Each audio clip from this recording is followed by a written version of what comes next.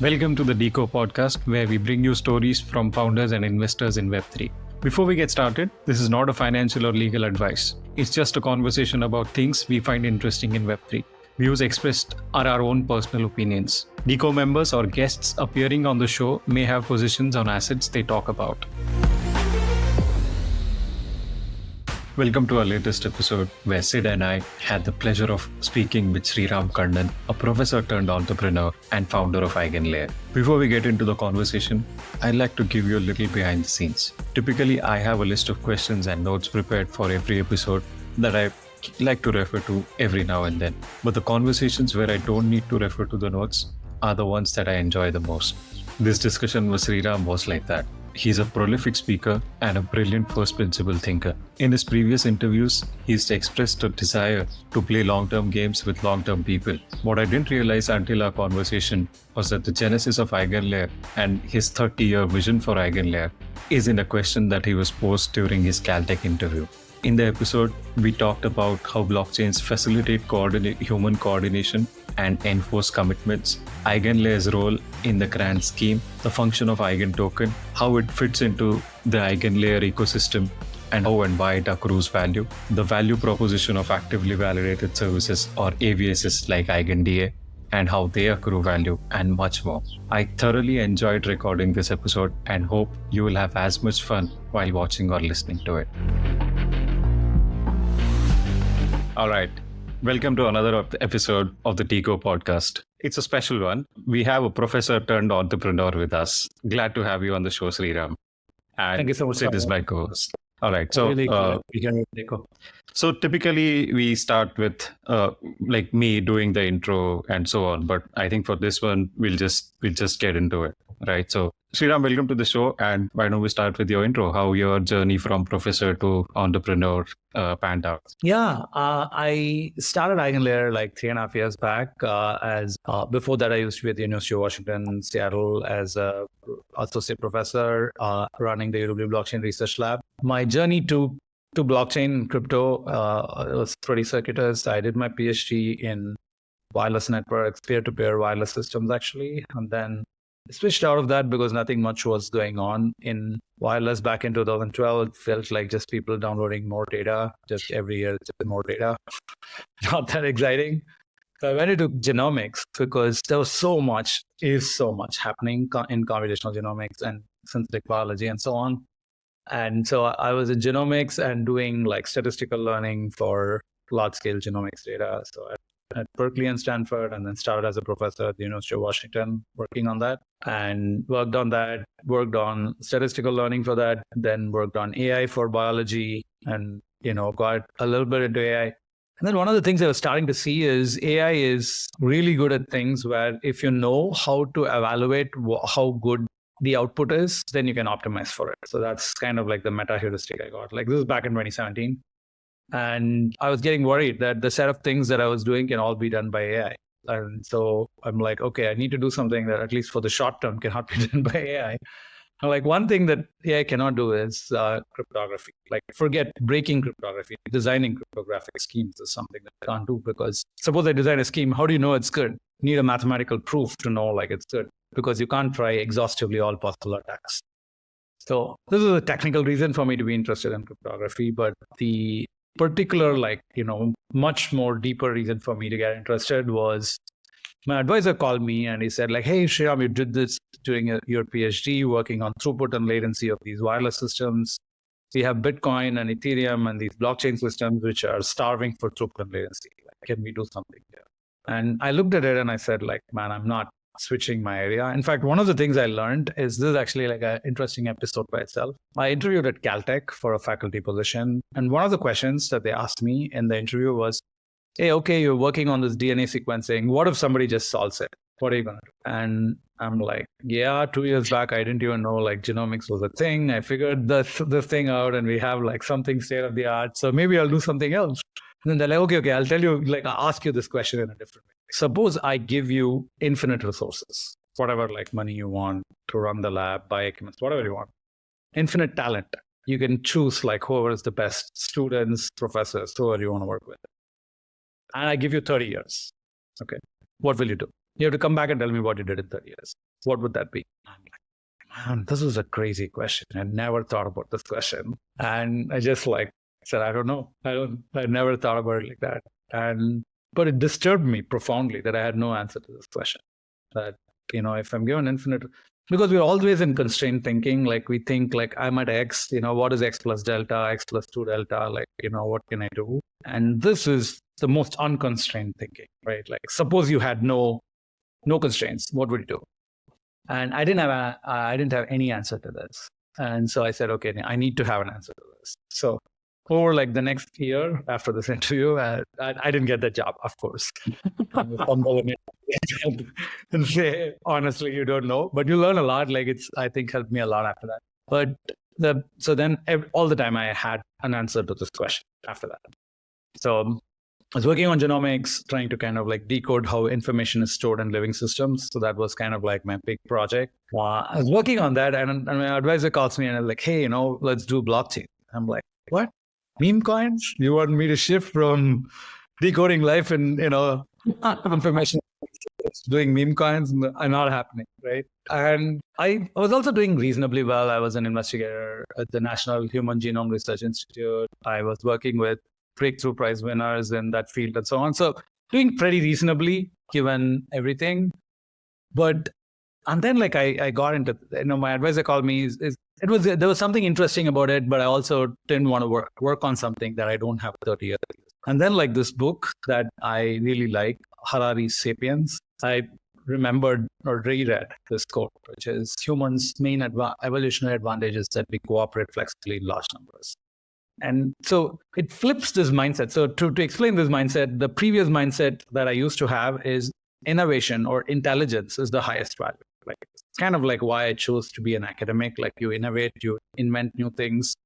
Intelligence, learning is the highest value. This was kind of my value system at that time. And this, something that used to disturb me about things is, why are these politicians at the top of the hierarchy? Why are people who talk more and, they're at the top of the hierarchy? It made no sense. Why are the kind of not people who invent, contribute at the top of the hierarchy? This made no sense to me at that time. Then I read this thing, cooperate flexibly in large numbers, and it shifted the perspective from innovation is the most important thing to coordination is the most important thing. Because as a single individual, we can hardly do anything, but as a collective of individuals, coordinating, specializing, trading, you can actually do a lot more because each of us can specialize in what we do and then trade and coordinate to actually do something much larger. And that was just crazy. And then I connected the thesis to that's what blockchains enable us to do. The internet basically enabled us to send information, to communicate information all through. But communication is not coordination because communication only takes you to, okay, I can send you information, but how do we work together? And so coordination is communication plus commitment. Commitment is, I make a commitment that we're working together and we'll share the outcome of this joint resource in this particular manner, and it enforces itself, right? That is commitment. And so moving from the internet being our communication superhighway to crypto can be our commitment superhighway, where we can make and keep commitments so we can coordinate with each other. So, and then I'm like, okay, that is actually a huge upgrade to humanity and nobody's looking at it. Let's start doing it. And it's amazing. I've been down this journey for 7 years. There are very few people who have the coordination as the core thesis for all of crypto. But that's what fascinates us. So the commitment in the traditional internet is enforced by trust, and commitment in Web3 or crypto, whatever you want to call it, is enforced by crypto economics and incentives. Would that be the key difference? Amazing question. So when you think about commitments, the main thing to think about is, so you have to be able to make commitments, which is to state them and it's recorded somewhere. So you have a ledger and immutable, and you're just stating all the commitments. So it's recorded for all of posterity. So that's number one. And then enforce the commitments. How are commitments enforced? And then you can look at the long arc of history about commitments. And what you see is, you can think of society. Firstly, I think civilization itself is a system of commitments we make to each other, right? The Constitution is a commitment from the country to each of us. right to life, liberty, property, pursuit of happiness. Like each contract is a commitment we make with each other, right? Laws are commitments to people about like, okay, if you do this, this will happen. So society is just a system of commitments. And so the question is, who enforces these commitments? So that's Saurav's question here. And it's really like the most fundamental question. So who enforces these commitments? And you can think of like historically, there is an authority-based enforcement, different types of enforcement. Authority-based enforcement is like, oh, I'm a king. I write you like a ledger saying like Saurabh owns this plot of land, means like, oh, the king has said it. The king's like power is, goes Right. behind it. The king's seal is there. So it's an authority enforced commitment. And authority enforced commitments are great when they work well. When the authority is great, then everything works well. It creates coordination, creates like internal cohesion, like people can come together based on that. The next level of commitment, I call it like committee-based commitment, where like, it's not one guy cannot make a decision unilaterally. There's a committee, and the committee sits together, makes these decisions. Committees could be like expert-based. Oh, these are the guys who know the Islamic law the best. So he's a Sharia committee, or like, oh, this is the CCP, and we want to like allocate resources for this country, right? Like, so you have committee-based like enforcement. So that's another like type of commitment enforcement is committees. So the thing with committees is the committee aligned with your interest? How is the committee selected? What is their incentive relative to like everybody else's incentive? Like those are the kind of foundational problems with committees.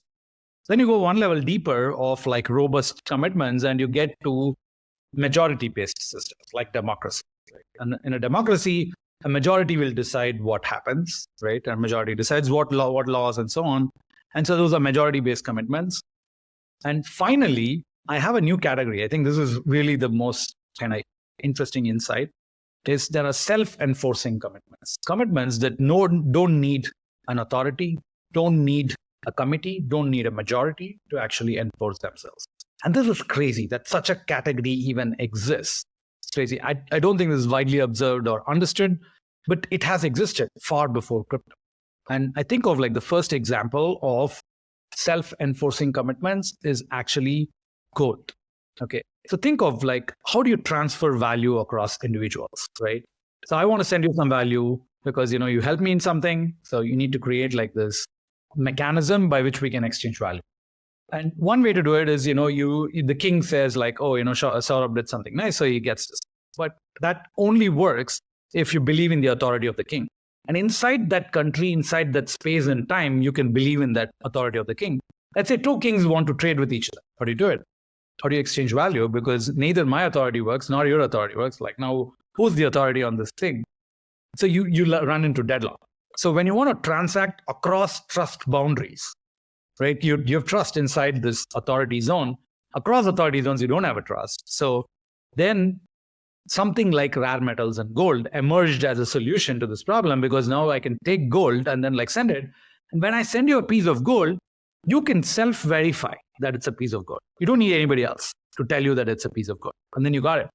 So gold became a self-enforcing commitment system for value transfer. So I give you gold. Now a king can say, oh, this is not gold, but it doesn't matter. Some other country king will take it, right? And a majority of some people can say the minority can still take it because they believe in gold. And so it is self-verifiable. So you don't need anybody else's authority to our committee or even a majority to actually come in. And so this is an insane thing. Like that such a thing exists. And that is why we created basically the monetary era. The monetary era is when like we can trade with each other, we can coordinate as a global species, not as like each of these like tribes or trust boundaries, because you need something that flows across trust boundaries and still is self-enforcing, self-verifiable. So gold became our first mechanism for global coordination. And I think the other like categories of coordination that we had, which are self-enforcing, are I think two types. Religions, right? Religious texts are, if you have a country that believes in a religion, if the king comes in and says, oh, I know this is not true, you can't easily deviate from you have to twist and torture the text to actually suit your interpretation. But even then people will be like, hey, this guy is PSA, and then they can go do something else. And so the texts that are like not controlled by any one entity is a great example. Religious texts basically emerged as like this other category of self-enforcing commitment systems. And the utility value of religion was, social utility was in coordination, right? So it actually helps people because you know what common system of values you believe in, and you can transact with each other under that system of values and beliefs. And Constitution emerged as a distillation of religious texts to become the framework of coordination for countries, right? So you just take the coordination aspects. Religions have lots of different aspects. They're self-development, spiritual, psychic, social, friendliness, all of this stuff. But beyond that, there was specific coordination aspects. And then you just distill it out. And that became the Constitution. The Constitution gives each individual individual rights, even so a majority or a committee cannot deviate. So think of self-enforcing commitment systems as the kind of emergent things. And I think of blockchains as the internet native, globally enforcing, programmable, self-enforcing coordination systems. So this is really think of Bitcoin. When people say Bitcoin's digital gold, I think there is something really, really deep underneath that. Right. Just purely emergent. And I think emergent things I think of have a lot of value. And Bitcoin as a ledger, how much Bitcoin do I have, is something that I can self-verify because I can go and check in the blockchain. I know what is the longest chain. I know what is the current latest block, and I can go and see how much Bitcoin I have. And I sent Sid some Bitcoin, Saurabh some Bitcoin. They can self-verify how much they got. And so it doesn't even depend on the majority of Bitcoin miners to actually keep this blockchain correct. We can self-verify. And to the extent that you make these systems self-verifiable, the commitment system becomes self-enforcing. So this is the broad thesis of what crypto is. Crypto is humanity's. So our Eigen, so it says Eigen Labs is the company behind EigenLayer. Eigen Labs' vision is to build humanity's coordination engine, which is a mechanism for coordinating all of humanity. And this is an absolutely insane goal, and we know it's insane. But the reason we think it's even possible is that there's a window of opportunity. The window of opportunity is that coordination is, there is a breakthrough in how we can make and keep commitments, which is what crypto has given us. And so how do you take this, turbocharge it? How do you build really interesting, powerful systems on top of it? That's really kind of our goal. So you can think of it as, the goal of EigenLayer is to create mechanisms for credible commitments, to keep and to make and keep credible commitments. Credible because these commitments are not just enforced by some, authority or a committee or a majority. It is enforced based on the power of self-enforcing systems. So that's our larger picture and vision. That's brilliant, Sreeram. When I was preparing for this, I've gone through multiple videos and I could see a consistent messaging across all of those, and that was long-term games with long-term people, right? And I was always curious as to where this comes from. And I think if I trace it back, it probably goes back to your Caltech interview question. And in a way, that question is probably responsible for the EigenLayer idea itself. So, yeah, whoever asked you that question, kudos to them, right? Absolutely. When you think of long-term games with long-term people, what does it mean, right? The first thing is, life is interesting only because there are positive sum or non-zero sum games, right? If everything is zero sum, a zero sum game is where there's a winner and a loser. Yep. And a positive sum game is where two people can be winners. And I think there are only two archetypal positive sum games. One is innovation. You create something out of nothing. Take water, you take sand, you make silicon, you take oil, you make energy, you take air, you make spectrum. These are transformations of non-resource into a resource. And coordination, the three of us coming together is able to create something which none of us individually can. And that's why this kind of podcast is interesting, because coordination is 1 + 1 + 1 is 5 or 10 or 100, right? And that is really these are the only two prototypical non-zero sum games. And without non-zero sum games, there is no net growth. We're all fighting over the same pie, right? Right. That's not interesting. Because if you always think of competing with each other, we may have an ability, let's say, the three of us are there and all we're thinking of is who can run faster. You may be able to fly, and we may never come to know that. And so non-zero sum games actually like bring out the uniqueness, individuality, integrity of each of us as individuals, because there's just so much we can do when we specialize in what we are uniquely capable of. Right. That's brilliant. And so, okay, so now this is the thesis for EigenLayer, right? And crypto and EigenLayer, and why you're so interested in it, and why you're willing to spend the next 30 years, right? I mean, that is something that I take away from this. Now let's get to how EigenLayer is doing this. Yeah. Right. I mean, yeah. So when you think about, keeping commitments, right? So I'll say, what can we do? Like, what can we do about like making and keeping commitments? So I'll say there are like 3 dimensions that we think about. What is the variety of commitments that one can make and keep? That's number 1, variety of commitments. The second one is volume, like how many commitments per second can I make? Because you want to build humanities coordination engine, you need to think about something we call coordination bandwidth. How many bits per second? How many bits of commitments can we make so that, we can all agree globally? So that's volume. So we think about variety of commitments. What are the different types of commitments you can make? What is the volume of commitments? And then the third one is, what is the verifiability? How do you make sure all these commitments are self-enforcing, self-verifiable? So these are 3 different kind of dimensions that we can think of as we think about, humanity scale commitment systems. So let's start with variety, right? What are blockchains? Blockchains are basically mechanisms for anybody. So what is Bitcoin, right? Bitcoin is basically at the application layer. So if you abstract out all of the kind of details of like Bitcoin is basically making 2 commitments to its users. What are the 2 commitments? Number 1, that you own your Bitcoin, right? You go to every normie podcast on Bitcoin, there are only 2 things they'll talk about. You own your Bitcoin. There are only 21 million Bitcoin. The rest of the stories are all constructed around these 2 core principles. You own your Bitcoin. There are only 21 million Bitcoin. These are the commitments that system, the Bitcoin system, is making to its users. All the details, whether it's proof of work, mining, forking, longest chain, where is the energy coming? All of these are details, right? Like nobody is buying Bitcoin because of any of that. People are buying Bitcoin because it is the only system that makes these 2 commitments in a self-enforcing manner, right? Bitcoin, gold made this commitment that you own your gold, right? But you can't send gold to somebody else instantaneously. So there's a practical advantage to Bitcoin. And then the second one, which even gold couldn't make, is how much is the total amount of gold in the world? I don't know, like maybe you strike gold in Mars or somewhere else tomorrow, right? Like there's only 21 million Bitcoin for all of eternity. That's a crazy, super interesting commitment. And so all of the theology of Bitcoin is constructed around these 2 commitments, right?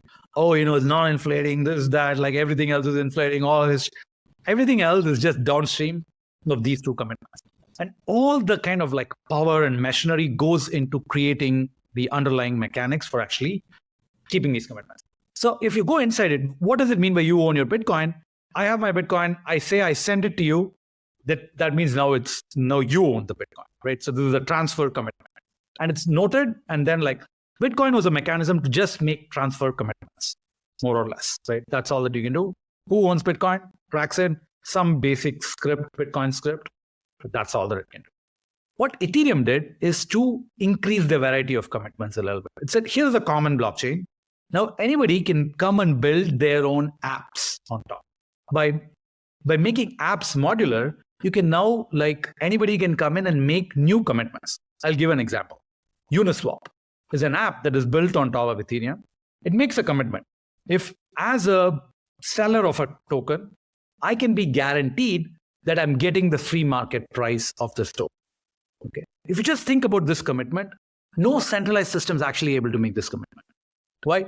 Imagine I run a server and then I say, hey, anybody can, I'm placing a sell order. Am I getting the buyer who's paying the most? How do I know this? I don't know this because the server could have censored all those other bits. So what we call a censorship resistance is translating into this credible commitment to a user, which is you are getting the free market rate of this asset. And that is a crazy new property that simply like didn't exist before. So Ethereum, the blockchain, has censorship resistance, and now it's able to allow other apps to build and make commitments to their users. So our whole thesis, like of all of blockchains, centered around commitments, right? Applications are making commitments to users. That's why they're finding product market fit. A lot of times what we hear about crypto, like why build a crypto app, is it's decentralized, it's this, it's that. And I don't really relate to it because no user ever said, oh, it's decentralized, therefore it has value. They're all actually thinking of some other like really strong property that they're getting. Like, let me give you the next example on Ethereum is a lending or borrowing platform, right? Like Aave or Compound, right?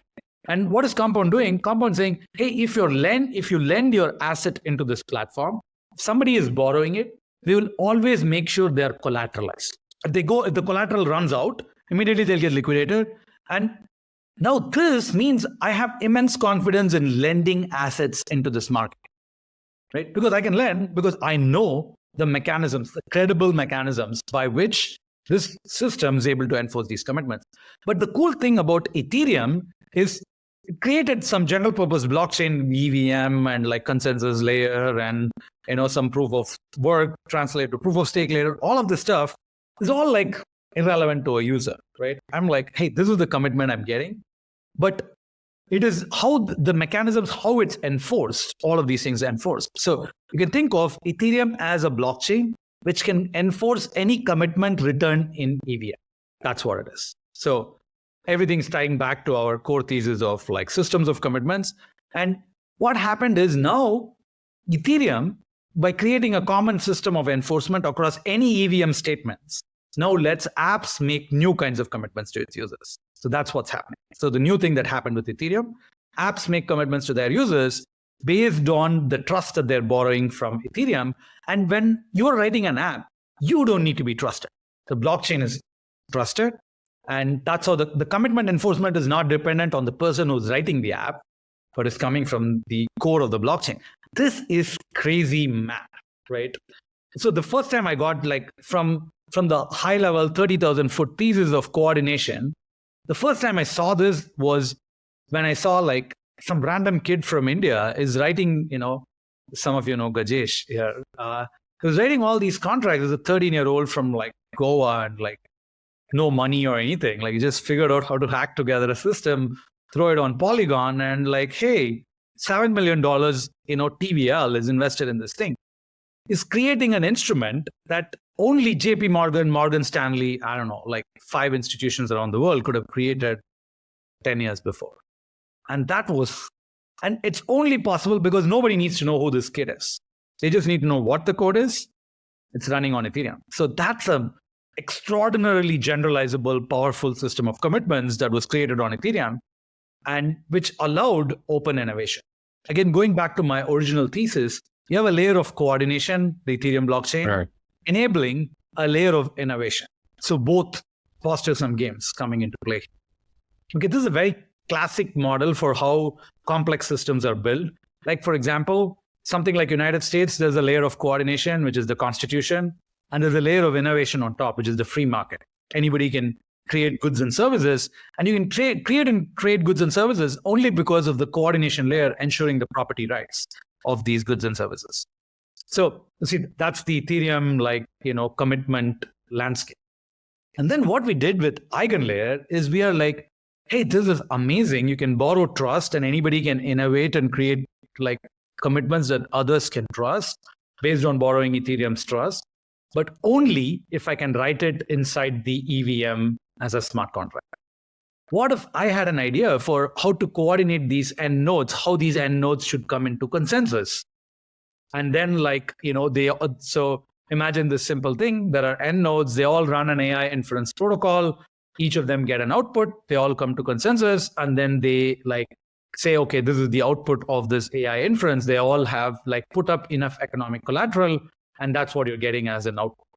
Now, if you think of this system, to build this system, I need to generate my own system of trust, right? I need to build my own L1 because, an AI inference, I can't write ChatGPT on top of Ethereum as a smart contract. It was not a.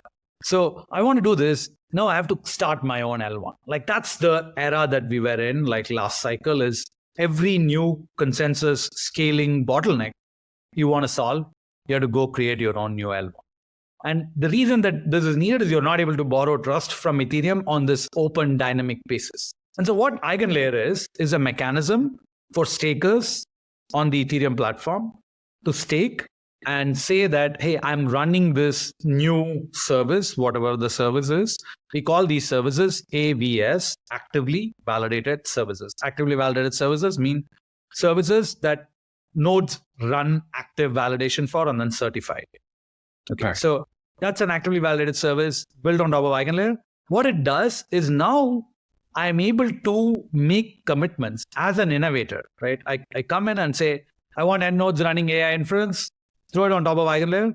Now, anybody who's receiving the outputs of this AI inference, they're getting a commitment that this AI inference is correct, or $100 million, or $10 billion, or $100 billion will get slashed and redistributed. So that's a very, very powerful economic commitment that users are getting. So that means now you can, and you've enhanced the variety of commitments that can be made on top of this platform. Another way of thinking about it is it's deepening the amount of innovation that can be built on top of a shared platform.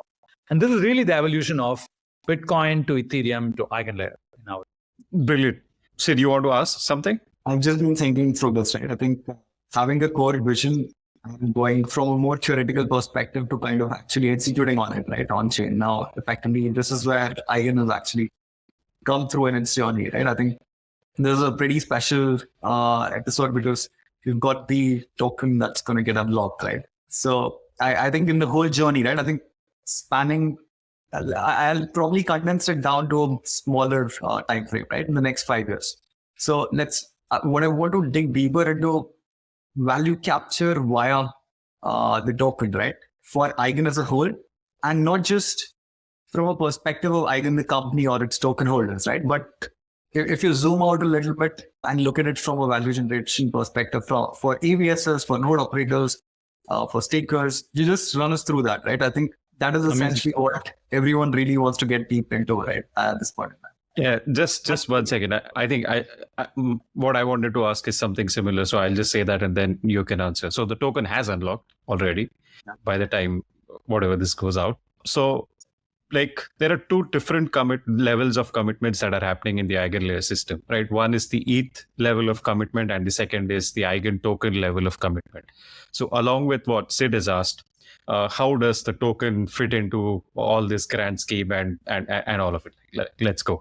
Amazing. Okay, so let me add one more thing. As I was saying, essentially, like if you think about the commitments, one of the main things we were trying to do is to enhance the variety of commitments. That's what EigenLayer is allowing to do, which is basically another way of saying it is now anybody can innovate and build an arbitrary crypto service on top of EigenLayer. Any decentralized service can be built and deployed on top of EigenLayer. So that is what the EigenLayer platform scope is. So now when you think about the other dimensions I mentioned, the next two dimensions are, what is the volume of commitments? How many commitments per second can you make? And so here's one of the things, when people think about a staking platform or a restaking platform, this is something they miss. So I want to touch on this. So when you think of a staking or a restaking platform, it's a crypto economic platform, right? Which is basically saying, hey, if the commitment is not held, then anybody can come and trigger a slashing, and then the amount staked by the staker and operator can be slashed. So that is the commitment that the system's making. Now, if you think about it, but for anybody to come and trigger that slashing, they need to have access to the data underlying those commitments, right? They should be published somewhere in a decentralized open protocol. And only if I have access to the data, I can actually go and raise these complaints. So to build a system of restaking, we need an underlying system of data availability. So this is really why we built EigenDA. EigenDA is a data availability system. What it does is to ensure that any data in the EigenLayer ecosystem can be published, and anybody who wants to read it can actually read and verify that the data was published. If you think about the Ethereum's rollup era, again, there's something similar. Rollups basically make execution claims to Ethereum, but they still need to publish the data somewhere so that for anybody who wants to challenge it, they can actually have the data to go and challenge it. So this is what is called data availability, and EigenDA is a data availability system. Recently, so now what we said is, all these AVSs, they need to have a single place to publish the data so that people can actually download and make sure that the data is available. Can you build a single data availability system, which is so much of throughput, volume, so that you can actually accommodate all of these AVSs together? And that was kind of like the big open question for us, and we've spent the last kind of 3 years solving it. EigenDA is running on mainnet today at 15 megabytes per second throughput. And, for many people, this number may not mean much. 15 megabytes per second is also 120 megabits per second because, 1 byte is 8 bits. And so what does this number mean? We can actually crawl. So there's a website called eigenda.wtf. So if you want to know what it is, please go and check it out. So in eigenda.wtf, what we do is we crawl every blockchain like Solana, Celestia, Ethereum, Bitcoin, Base, Optimism, Arbitrum, Avalanche, Phantom, like any chain we could get our hands on, we crawl all of it and then write it through EigenDA. So EigenDA is so much throughput that you fill all of this and still 50% plus is free. So it's the most scalable, horizontally scalable system in crypto, because what we do is we scale not by having more powerful nodes, but having more nodes. So the total bandwidth of the system is the sum of the bandwidth of all the nodes in the system. So that's a really cool scalability feature. That goes into EigenDA, and EigenDA is a core feature on the EigenLayer platform. So that speaks to the volume of commitments that we can make. The other way of thinking about it is as you think about coordination or commitment bandwidth, how many bits per second can all of us as humans agree on? And that is what EigenDA is optimizing for. And then the third one speaks to what Sid and Saurabh are asking here, which is about what is the special thing about the Eigen token? Is it an ERC20 token? Is it like a layer 2 token? Is it like a layer 1 token? What is this thing? It's none of the above. It's a crazy new token. And why do we create a crazy new token? Because we have a specific goal that we're driving towards, and we just create whatever systems are needed to build that goal. And the specific goal here is, when you think about EigenLayer as a crypto economic system, it is built purely on top of Ethereum. And when it's built purely on top of Ethereum, the claims and commitments that you can keep is anything verifiable on Ethereum. So for example, I run a consensus protocol and I sign 2 blocks with the same block number 30. I should have never done that because there's only one block number 30. So I'm trying to attack the system, and if somebody submits a proof on Ethereum, they can actually verify it and make sure that, okay, this is wrong. Saurabh's playing some game here, so I'm going to slash Saurabh's fund. This is how the EigenLayer slashing protocol works. So you can slash that. But now, when you think of, okay, if this is the slashing protocol, it has to be expressible on Ethereum on chain. Okay, let's take a popular example today of a product that is picking up in the crypto space, Polymarket. Polymarket's a prediction market, right? Think of Polymarket. Oh, let's say there's a big bet on who's going to win the US election. So let's say we take that bet, and then you see, how do we resolve this bet? Okay, so who won the election? It's going to be transparent, some date later in this year. And so on that date, you can have an oracle, all the oracle nodes go and fetch and say, okay, Trump won the election or Kamala Harris won the election. But what if all these nodes collude and give you the wrong answer? So you can either have a committee-based enforcement where you say, oh, this committee says whether this is correct or not. Or you can have a majority-based enforcement. You can say a majority of some token holders are going to say what is correct. But like I stated before, our goal is not to build, authority-based, committee-based, or majority-based systems. You have to build a system that is self-enforced, just like Bitcoin.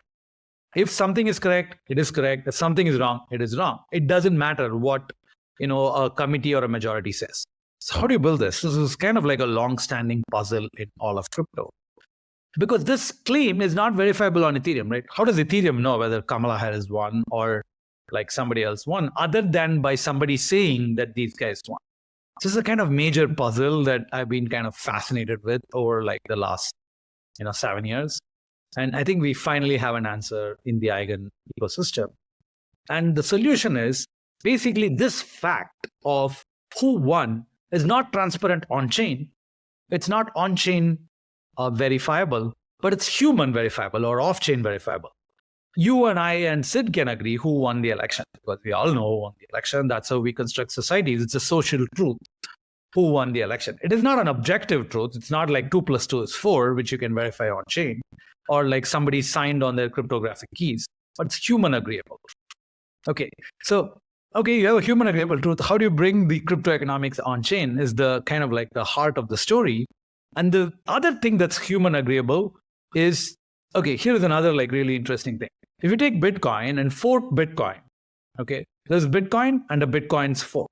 Like some other person created the same thing and then runs the code. As far as the system is concerned, they're both identical. But from the outside, Saurabh and Sid and I can agree that this is the right Bitcoin, that is not the right Bitcoin. Okay. So the true Bitcoin is human observable, not like, on the system itself, it's not observable. So another way of saying is that the value, which Bitcoin has value, is going to be like the first Bitcoin has value, the second Bitcoin's like nobody cares as the shitcoin, right?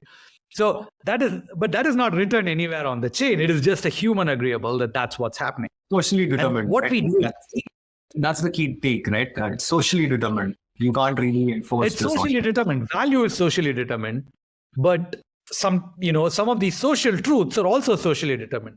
So we merge the two things. So what we do is we say, hey, these eigen holders, they said that Trump won the election, but actually it's not true that Trump won the election. So anybody can initiate a fork of the token. They say, oh, in this fork of the token, all these guys that said Trump won the election, they lose their token, and the remaining people all have their tokens. And so we call this the fork of the eigen token. So now you create a fork of the eigen token. Now the question is the original token the right token or the fork token the right token? That is not on-chain measurable, but that is off-chain measurable. We'll say, oh, I'm going to buy the true token because everybody else is going to converge on the true token because it's human observable. What is the truth?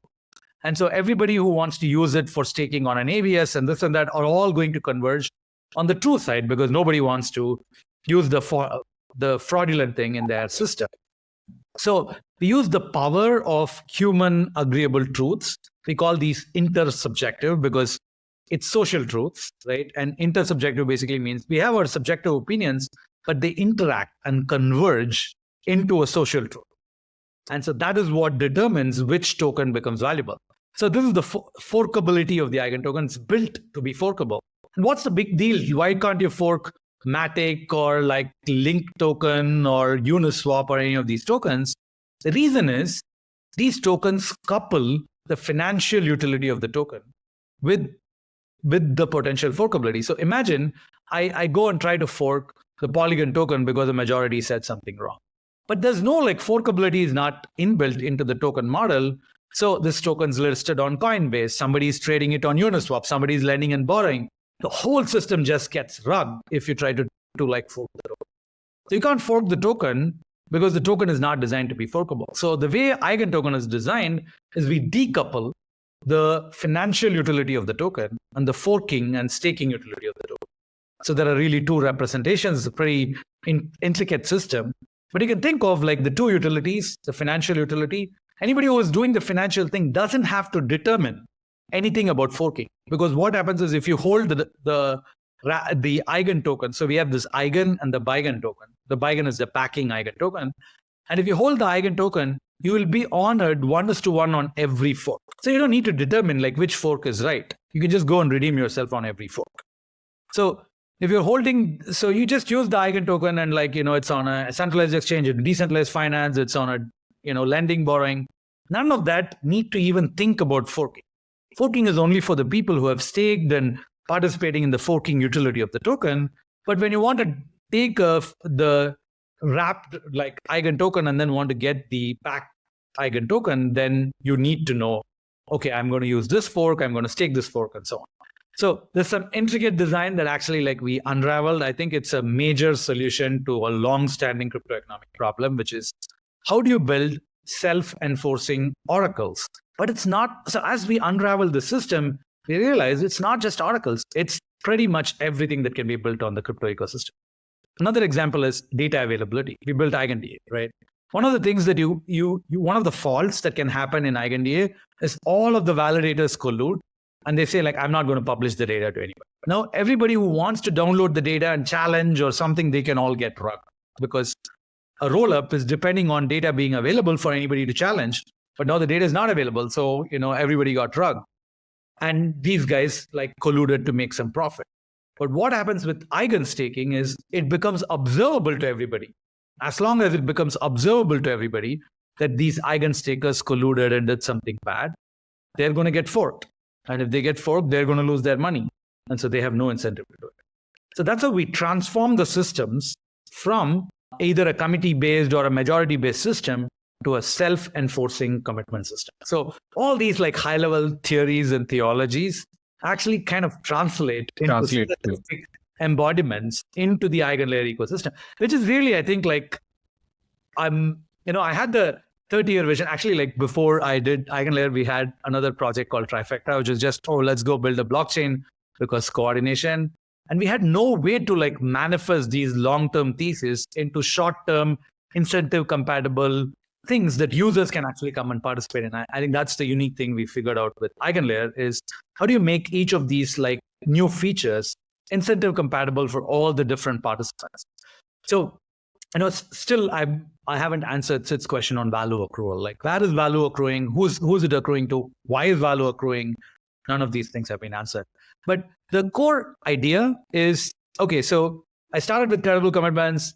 We want to maximize the variety of credible commitments. EigenLayer as a staking ecosystem, allowing people to build arbitrary new consensus protocols and new services. So that's the staking utility. EigenDA, maximize the volume of commitments. The Eigen token, maximize the verifiability of commitments. Now, any commitment that's human observable becomes crypto economically enforceable. So that's the kind of like the overview of the entire system. Now let's think about like where does value accrue? What are the different participants? So we have stakers staking the money and underwriting, like promising that some services are running correctly. They may be staking ETH. They may be staking Eigen. They may be staking some new AVS token or app token or some other USD or some other token. So Eigen staking in the EigenLayer, staking is permissionless. So you can create new staking tokens and you can actually participate in that. So next one is operators, right? On the staking side, the other thing to note is where we are today is we have, 5 million ETH roundabout of how much is staked is near our like all-time high. People say like TVL has gone down and so on because they measure TVL in USD. In USD, yeah. But that's just ETH to USD is going down. Yeah. I don't know what people are doing, but like, it's just a simple basis mismatch. So we have only ETH staked in our platform. So that's on the staking side. On the operator side, we have all these professional operators from, Figment, P2P, like Coinbase Cloud, Google Cloud, all these participants, but also home stakers and operators because they're Ethereum, adjacent. So lots of home stakers and operators participating in the ecosystem. So that's on the operator side. That's where things are. Then you go to AVSs, actively validated services. People are building and deploying these AVSs. Getting AVSs to build and deploy on a platform is extraordinarily difficult. Why is this? Imagine, put yourself in the shoes of somebody who's building an AVS, right? AVS is actually like a new decentralized protocol. It's like building a new Filecoin. Right? It's an extremely hard endeavor. And none of these platforms are anywhere near done, right? EigenLayer, we shipped our mainnet, we had staking, we shipped operators, we shipped rewards like a few months back. We haven't shipped slashing. It's coming only in Q4. We just put out our new slashing model. So all of these systems are being built. But you want to decide as an AVS builder, where do you want to deploy? You want to deploy on a system which is likely to succeed for at least a 4-year period because it's extremely difficult. You choose a platform and you build to all its interfaces and then the platform's dead in 6 months. You're off. Like it's because of the time horizon needed. So as we move from staker to operator to AVS, the difficulty of getting opt-in becomes exponentially harder, right? AVS builder is really, really, really hard to get to like build on a platform. So we focus a lot on this. We come from actually like one of the reasons we are able to build successfully this economy is I would have been an AVS builder. We are an AVS builder by building EigenDA, right? But if somebody else had this platform, absolutely would be building 5, 10, 20 new AVS, right? This is one of the reasons I say like we'd be very happy if EigenLayer is enshrined into Ethereum. It's because I don't care. Like I have a 30-year project. Like if you give me like more ammunition, if like $100 billion of stake comes online and we can slash for it, like we'll go build like cool. Already EigenDA will be like a cool and crazy AVS that can just take advantage of it. So that's the third side. AVSs. 1 year back, I gave a talk on all categories of AVS, 20 categories of AVSs that people should build. It's kind of like a wish list, my dream list of what things people should build. And today I'm really happy to say like every one of those categories has more than one team building. All 20 of Kind them? of like, and there are like 20 new categories that have been. Many more categories. Yeah. That's So- insane. It's really crazy to see this. There are 100 AVSs in various stages of development, 18 on mainnet, 40 on testnet, and many more in like, DevNet, and so on, various stages of the pipeline. And this is really crazy. Like, it's far exceeded my expectation. In fact, to be honest, one of the reasons we built EigenDA is I'm like, nobody's going to build an AVS. Right? Because really, yes, it's like, you're saying, oh, I'm going to bootstrap a platform, stakers are going to come, operators are going to come, and then you build AVSs. Where are the stakers? Where are the operators? Why should this platform exist? Why can I believe you when you say like, you're going to ship slashing, slashing is going to be enough interface for me to build a service. And when we are building EigenDA, people are like, okay, these guys are building EigenDA, it's working, it's, doing some cool stuff. They're going to be at least building to keep this thing going. And without that, you have like, it's extremely difficult. And then what we realized is it's not just actually a three-sided marketplace. With stakers, operators, AVS developers, there are consumers. Users need to, like app developers need to come in and consume all these infrastructure services that are being built on EigenLayer. DA is an infrastructure service.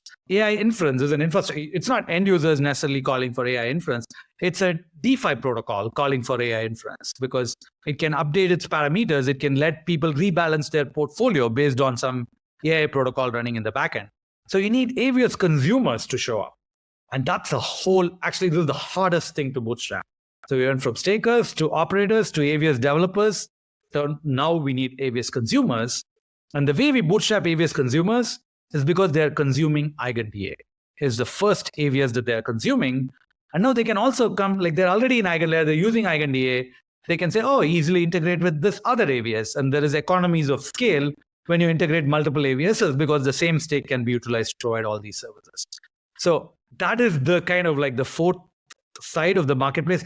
The first time I said, like, to our advisor at that time, Chris Dury, he is, an AWS exec. He actually built the largest third-party marketplace for, app marketplace. There is the Google App Store and the iPhone, Google Play Store and the iPhone App Store. And he built the third largest one called GetJar back in the day. I told him, like, we're building this four-sided marketplace. He said, there's no chance to bootstrap a four-sided marketplace. Just get the hell out, right? And then, I built him enough. He became our COO and we cooked up all this stuff together. But, it's basically bootstrap one side at a time.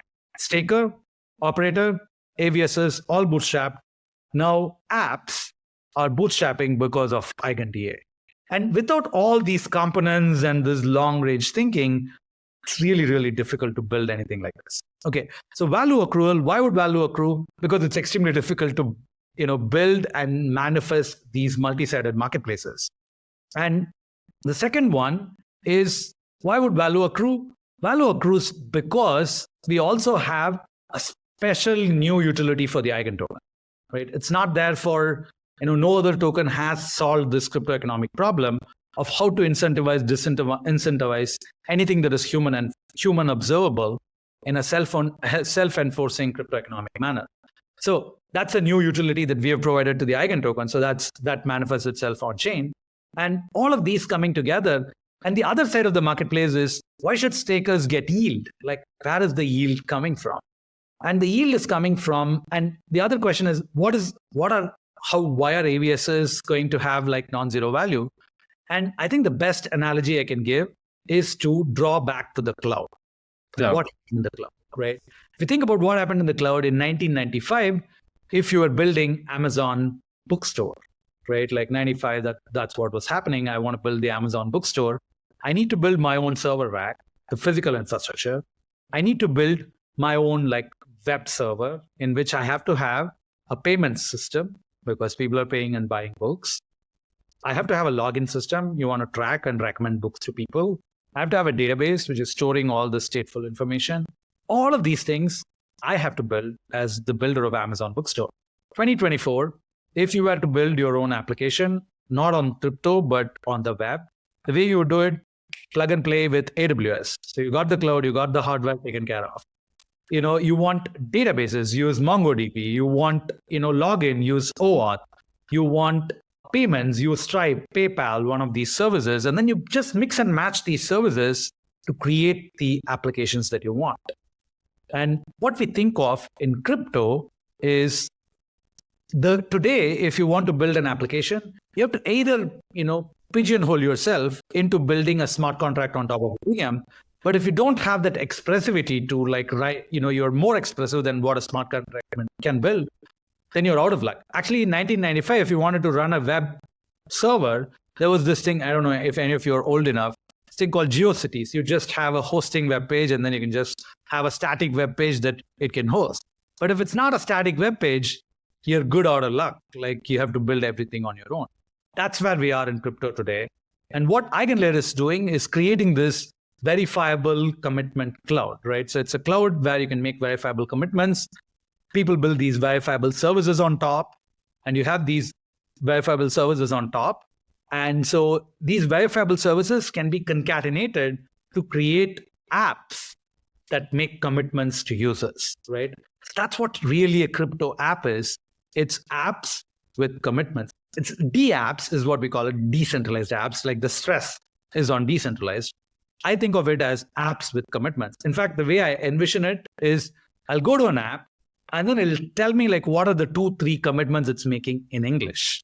And all the complex machinery of EigenLayer is running behind it to make sure that those commitments are self-enforced. And the app makes these commitments. As an example, what is an example? Let's say I build a Facebook, a competitor to Facebook, right? And I'm saying, it's built on crypto rails. Why should this be interesting? If you go to Facebook today and it sends you a privacy update, it says, hey, click yes to accept this privacy update. If you click no, what happens? You uninstall and delete the app and get the hell out. That's all you can do. So it's like 1700s England, where a king will come and say, hey, this is the new rule. And of course, we can say, I don't like the rule. They'll say, get the hell out, right? That's what, today's Facebook is like. What does a new Facebook with commitment look like? Facebook comes in and says, here is a commitment. The commitment is, unless the majority of users accept a privacy policy, that upgrade will not be accepted. Right. And how do I enforce this? There is an AVS in the back end, which is actually making sure that you run the thing and ensure that this upgrade is compatible with all these policies. It's a verifiable output. You take that output and then plug it into the app. So you can build apps with commitments because AVSs make service level commitments. Application commitments are just concatenation of app level commitments. EigenLayer is the engine that enforces these commitments in the back end. So that is the kind of whole economy here that we're trying to do. Okay, there are so many areas that I want to go to, but I want to do justice to the occasion here, right? So I'm just holding myself back. But what does it mean for the community when the token was not unlocked and now that it has unlocked? And why was it locked? And can you talk through why was the launch in phased manner and all of those things? Yeah, absolutely. I think one of our principles in how we launched EigenLayer is when we launched EigenLayer smart contracts for staking. So this was back in June 2023. We launched it with a $25 million TBL, right? Cap. You cannot stake more than $25 million. Got filled in a couple of hours or whatever, and then that's what it is. And the reason we do it is these phased launches make sure that all the security properties of the system are true and, have been socialized. People understand it, tested it at various scales before you keep escalating it. So we had a successive series of cap races before we got to the current state where we are comfortable and removed the gaps. And the Eigen token is not like other tokens. It's this new complex, there are 2 tokens. There's a backing token, there is a wrapping token, all of this stuff. For most users, they never have to deal with all this complexity. They have what they call the Eigen token. You can hold the token, you can, transact it, which means you may send it, receive it, you may put it on an exchange, you may be on a decentralized exchange, there may be on a lending platform. You don't need to be aware of any of this stuff. You may stake it, in which case you just need to make sure that you're not doing any malicious activities. If you stake it and your operator does any malicious activities, you may lose the token. That's the whole point of staking, for people who don't know. But that's how you're earning rewards. Right. So that's the whole economy. That's how the economy comes together. And the reason we had it locked is because we wanted to make sure that, we are progressively both decentralizing the system as well as making sure that all the features of the system are well understood in the wild before we go ahead and remove the transfer restrictions. Because as I explained, these two tokens are interact in some complex manner. That's number one. Number two, we wanted to get the protocol into a more decentralized, more community-facing manner. And over the last several months, we have achieved a lot of milestones there.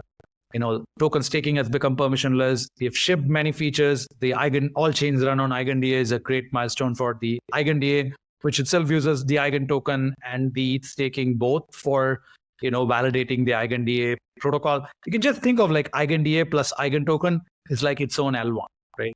That's what Celestia is. It's like an L1 that just does data availability. But EigenDA plus Eigen token is already like this super powerful system, which is running faster than all of these existing data and all of crypto. Then we did the rewards launch. Now AVSs can pay rewards to stakers. That's the completion of the economy because, without that, it's not clear what, why are people staking? People are staking now because, rewards are coming. We announced and programmatic incentives is going to go live, which means, there were stake drops, which, rewarded some of the early participants in the EigenLayer ecosystem, including stakers. But in the future, we wanted to be, we keep talking about credible commitments. So what is the credible commitment? There is a portion of Eigen that is actually allocated to stakers for staking and participating and validating in the EigenLayer economy. So programmatic incentives was built and launched. These were all not there. 6 months back, we did the initial, stake drop one. It's kind of like, hey, you have these rewards and it's legible on chain. So, people can feel comfortable. People took it as oh, this is an airdrop and, they were disappointed. Instead, all it is hey, you've gotten this rewards. They are noted. They cannot be changed by anybody because it's on chain, in this commitment. And now that we have all these features, EigenDA is live, the rewards is live, programmatic incentives is live, tokens now open, in the progressive decent governance blog post has been published. What is our governance roadmap? What is our vision for governance? What is the meaning of the Eigen token in the EigenLayer governance? That has been published. So again, people should take a look at that. The having achieved all these milestones, we feel like now it's the right time to open the token for more broader utility. So the transfer restrictions which are guarding the token have now been. So it's a combination of technical and roadmap related constraints. And I think we are at a good place right now for, removing that. And this is the charter of the Eigen Foundation is as a steward of the EigenLayer ecosystem.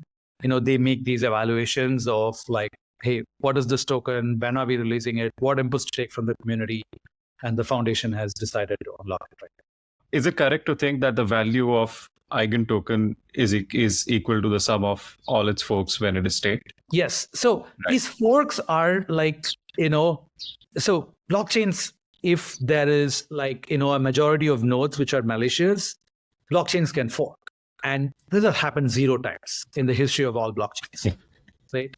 And the reason is the threat of the fork means nobody wants to fork, because if it forks, the majority are losing their money, right? Because the majority of validators have gone malicious, they're going to be slashed, and then the thing is going to be forked.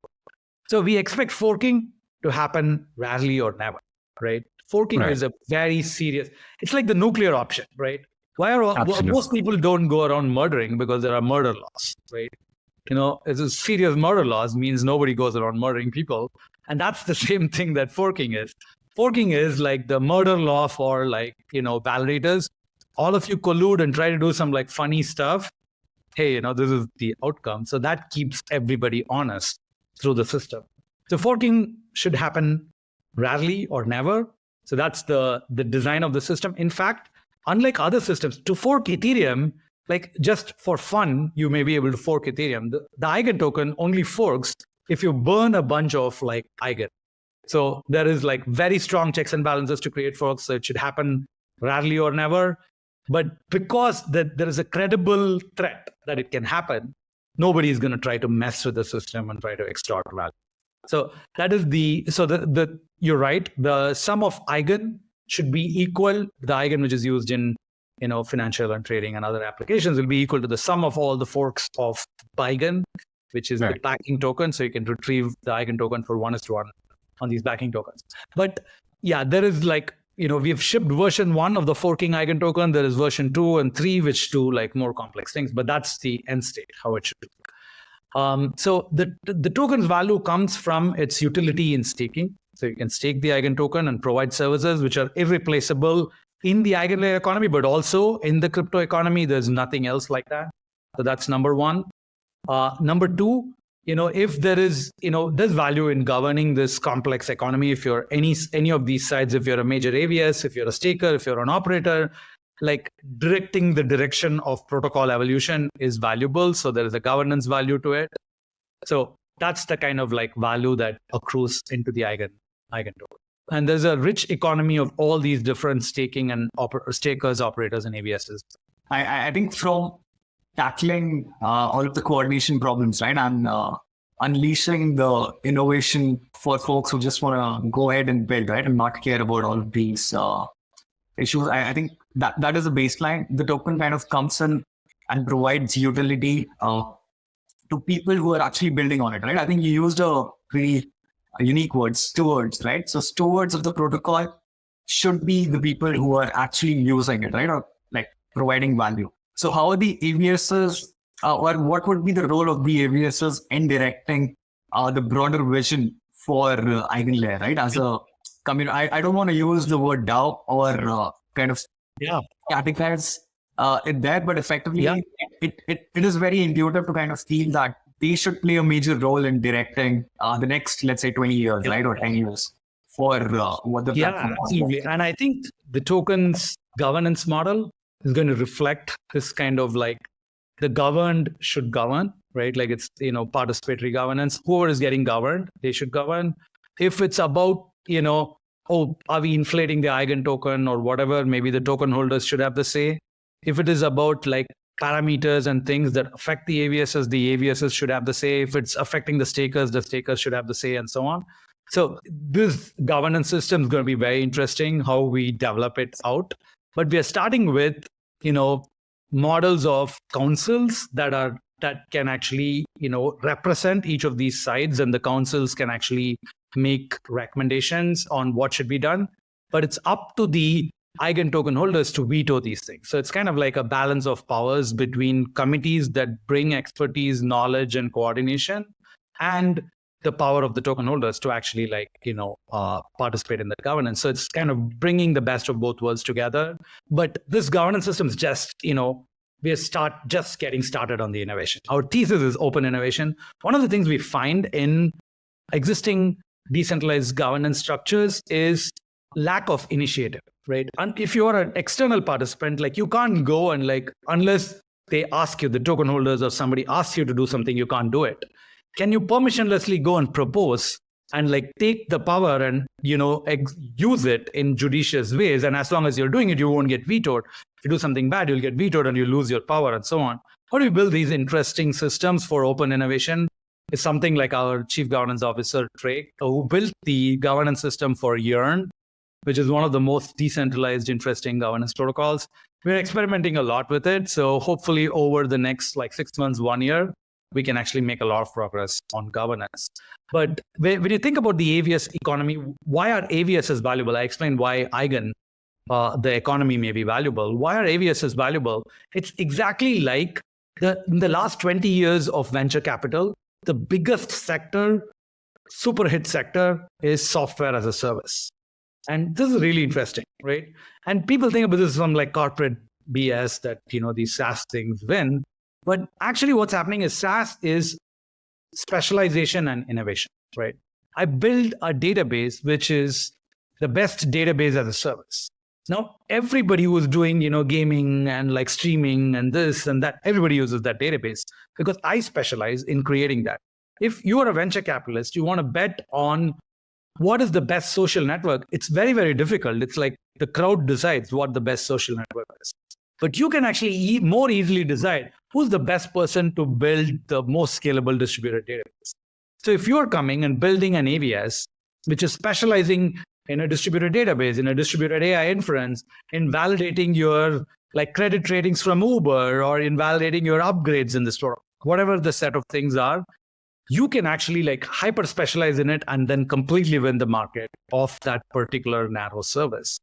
And that is like our thesis. Just like the SaaS was the biggest growth sector in all of venture capital, we think AVSs will be the biggest growth sector in all of crypto because it's specialized narrow services that can work together in composable mechanics. And this is the thing we saw in DeFi is composable systems win over non-composable systems because I can permissionlessly like add layer upon layer and they all work together better. And the layers which are serving more layers win a lot. And so that's our thesis for why AVSs themselves are valuable is because they are basically these equivalent of these decentralized autonomous services. And the governance role, I think you're right. We need to have representation of each of the sites that actually,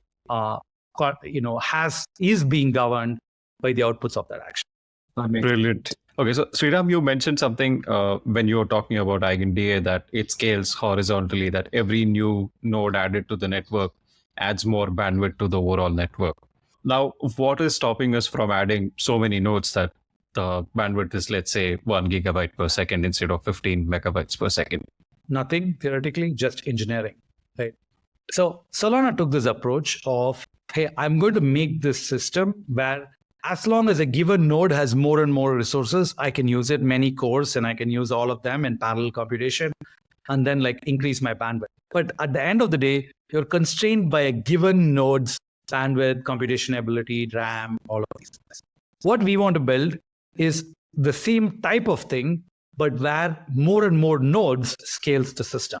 So the architecture of EigenDA is, anybody can come in and when they want to store data in EigenDA, what they do is they split the data. They do this thing called KZG commitments, which is a zero knowledge proof that every node, when they receive their portion of data, they know that this portion of data is coming from this larger data item, which has this commitment.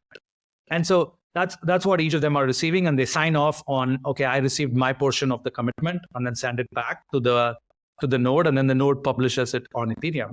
Now, as the number of nodes scales, the cool thing with EigenDA is there is no single point bottleneck because anybody can encode the data and store it. Each node is only storing a small portion of the data, not the whole data. So each node is not a bottleneck. The storing node is not a bottleneck because there is no single storing node.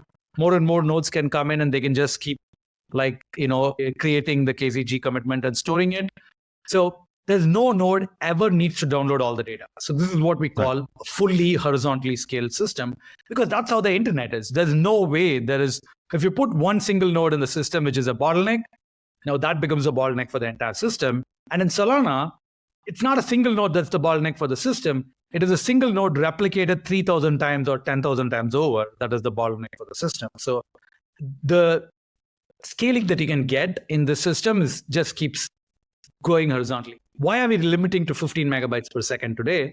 Number one, engineering still to scale. You have to write the code and make sure that it's working at that throughput correctly. The second one is today we have a single dispersal node, which does the erasure coding and sends it to these various nodes. So we call it the permission disperser model. And we are moving from that to a permissionless disperser model where anybody can come and disperse the code. So you're not going to be limited by the coding rate of one node. Many, many nodes can code parallel and store data. So theoretically, if we did this calculation for Ethereum, Ethereum's node bandwidth constrained. People say Ethereum's constrained because, it's like node bandwidth is constrained. And it's like 1 or 2 megabytes per second. That's all Ethereum wants to do. And at 2 megabytes per second, there are still 1 million validator nodes, each of which is taking 32 ETH. Yep. Now, we can actually get 1 million times 1 megabytes per second is 1 terabytes per second. This is the theoretical scale of Ethereum run on EigenDA. So we got another 4 orders of magnitude to scale.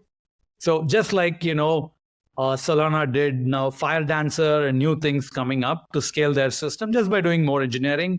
Inside of that model, they can scale, and we can scale inside of this model, which is much, much more scalable. So that's what we'll be seeing, the equivalent of Firedancer is coming up for EigenDA. So Sreeram, a lot of companies do dog fooding for their own products, right? But essentially, these are things which are simpler, not extremely time consuming, right? Or at least you would assume that, right?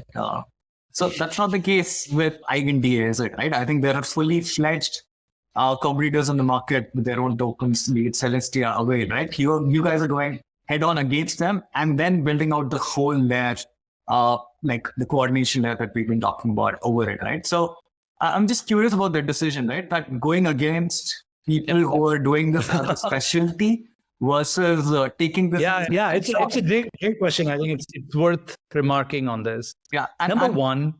So I'll just complete it. So, and not just that, right? I think it's also about all of these ABSs then coming together, right? And essentially the security absorbs the need for having their own token, but there is always that optionality that you can have it, right? So what I'm hinting at is obviously, how did you kind of go against it or take that conviction to kind of address such a big problem?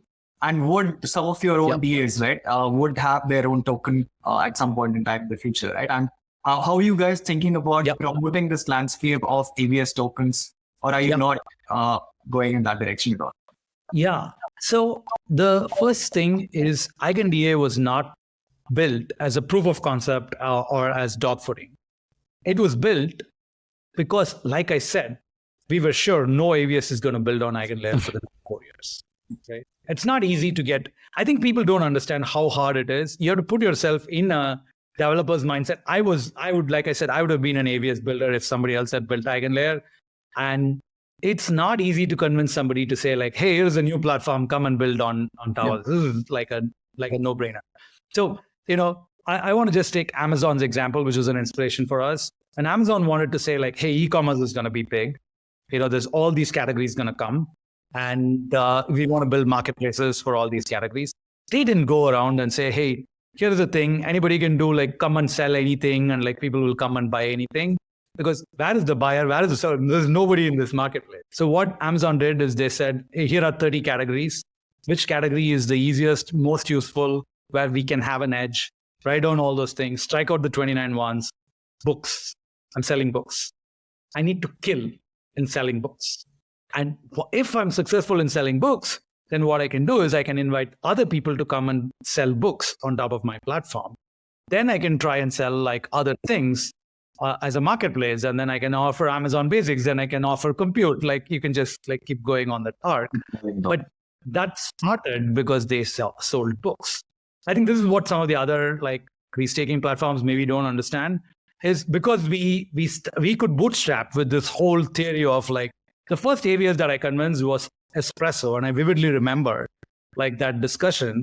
And the discussion is, hey, Espresso, why do you want to build on EigenLayer? And we are like, hey, we have EigenDA. It's there. It's going to attract stake. So I have to sell them that EigenDA is going to attract stake. It is.